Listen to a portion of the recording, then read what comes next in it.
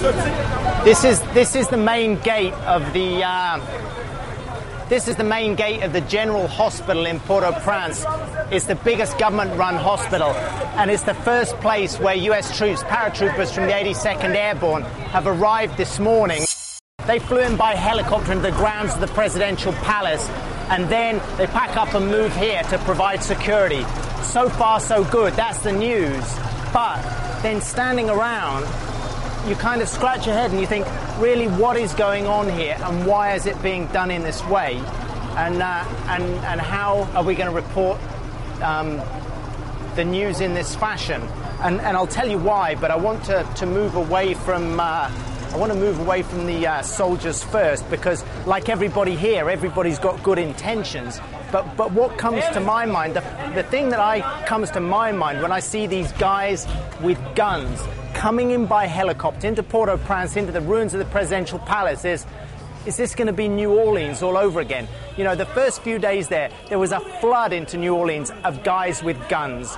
The word was, oh, everybody's gone on the rampage, everybody's going looting, and so instead of getting vital aid in first, the guys with the guns came into New Orleans first.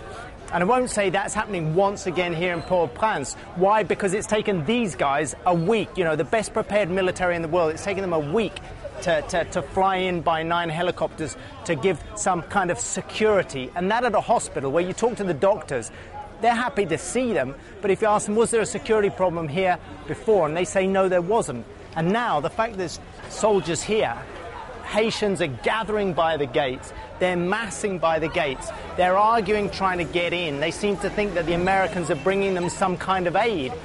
But these Americans are not bringing them aid. These soldiers are not bringing them aid. You know, they might be providing security for the for a following aid effort. But right now, they're providing security at a hospital that didn't have any problem at all. Madame, c'est quoi le problème? Qu'ils ont empêché d'entrer?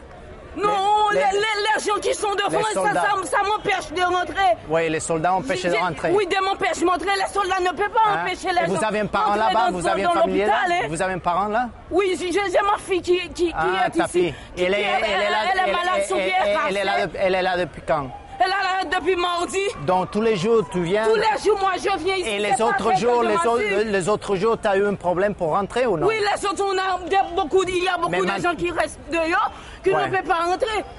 And this is exactly the problem. In the previous days, this lady says that her daughter, this lady's daughter, was here since Tuesday. She's even brought some soup with some spaghetti in for her child, and she says that at the gate today, for the first time, because there are American soldiers there, they're stopping her coming in. Les Blancs doivent venir. Moi, j'aimerais que les Blancs viennent occuper l'espace, occuper toute l'Haïti. And so again, and once again, we're seeing this age-old problem that she's saying, you know, what are you white people coming in here for? What are you white people coming in and occupying the whole of Haiti for? You know, it just throws up this problem as to how we're going to report this. Everybody's got good intentions. You don't want to knock that. You don't want to knock the aid effort. But at the same time, you know, there's a huge dose of chaos in this. And, you know, you don't always understand the logic behind everybody's decisions.